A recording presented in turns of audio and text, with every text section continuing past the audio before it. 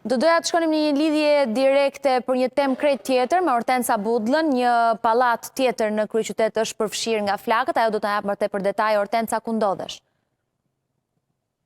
Si doja të përshëndes, unë ndodhem në lagjen Varri i Bamit, aty ku rreth orës 12:30 të kësaj paradite është raportuar për një zjarr të rënë brenda ambienteve të pallatit. Në fakt, nga ajo çfarë është parë në pamje të lirë, është menduar se i gjithë pallati mund të jetë i përfshirë në flak, pasi komplet pjesa e shkallëve ka qenë e gjitha në tym, por ajo çfarë në fakt është arritur të mësohet është se i gjithë ky problem ka qenë një hekur rrobash i harruar në një nga apartamentet në katin e parë të këtij pallati. Është pikërisht apartamenti pas meje dhe ai që ka pësuar dëmet më të mëdha, është i gjithë i djegur totalisht dhe mendohet se është në pronësi të një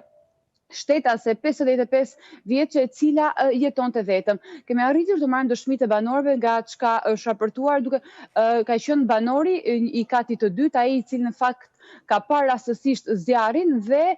duke u munduar të gjejë midis tymit zanafillën e zjarrit, e ka parë që nga apartamenti, pasi kjo hyrje ku ne ndodhemi ky apartament ka dy hyrje. Ka parë që në një nga këto hyrje ka qenë duke dalë flaka, duke qenë se shtëpia ka qenë e mbyllur, hyrja ka qenë e mbyllur, është dashur të thyej derën dhe në momentin që ka hapur derën e shtëpisë ka parë hekurin e rrobave, aq ka mundur të heq hekurin nga rroba dhe më pas ka shkuar për të ulur të gjithë siguresat dhe linjat elektrike të pallatit, por dëmi ka qenë xha i bërë në apartamentin e shtetases 55 vjeçari, pasi i gjithë i djegur, ju mund ta shihni nga pamjet, është asgjë nuk është arritur të shpëtohet. Fatmirësisht nuk ka pasur banor, zonja nuk ka qenë në shtëpi në momentin që ka rënë zjarri, por në fakt ajo çfarë kanë raportuar dhe banorët në intervistat që ne kemi pasur është se duke qenë se janë lagje të vjetra të kryeqytetit, ka qenë e pamundur dhe nga ana e zjarrfikseve për të orientuar, por dhe më pas ka qenë një problem për të futur dhe vetë makinat e zjarrfikseve për të shuar zjarrin. Ka qenë tepër vonë momentin që ka ardhur, pasi zjarri ka marrë përmasa të mëdha që në momentet e para që ka rënë dhe ju mund ta shihni që çdo gjë është shkrumbuar nga të dy anët në dëme të konsiderueshme. Kanë pasur dhe apartamentet në katin e dytë, kati sipër këtij apartamenti, një nga drejtaret e dhomave është thyer e gjitha, ndërkohë flakët kanë shkuar deri në katin e fundit, është një pallat për 5 katesh. Fatmirësisht nuk kemi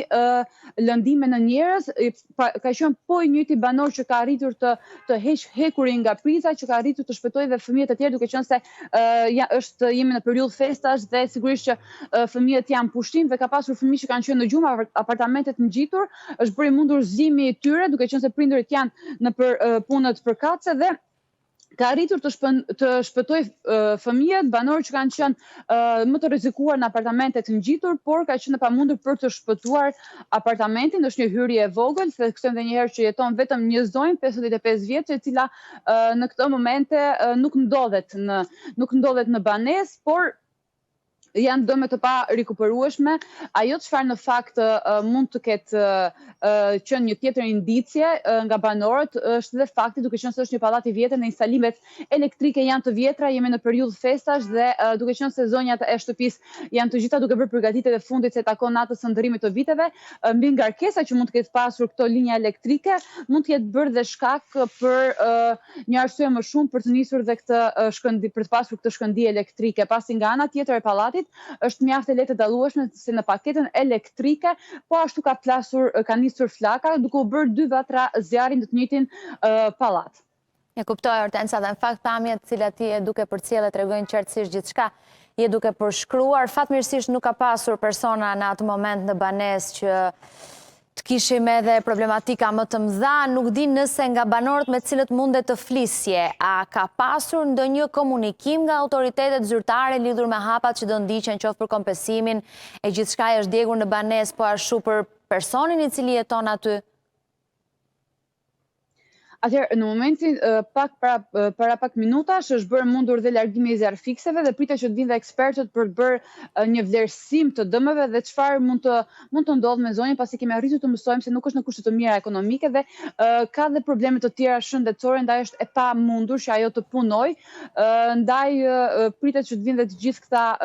ekspertët, por dhe shërbimi social për të marrë përsipër strehimin e zonjës, pasi shtëpia e saj tashmë është e pabanueshme, jemi në periudhë festa. festas dhe sigurisht do duhet një ambient për të kaluar natën e ndërimit të viteve, por dhe për të jetuar. Banorët na janë shprehur se kjo zonë jeton e vetme, nuk ka asnjë familjar dhe le të themi që të gjithë kujdeseshin për të, e përmenda edhe një herë që kushtet ekonomike por dhe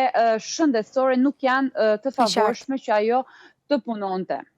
Falenderoj shumë, Hortensa, për gjithë sqarimin e ngjarjes edhe për pamjet që përcolle.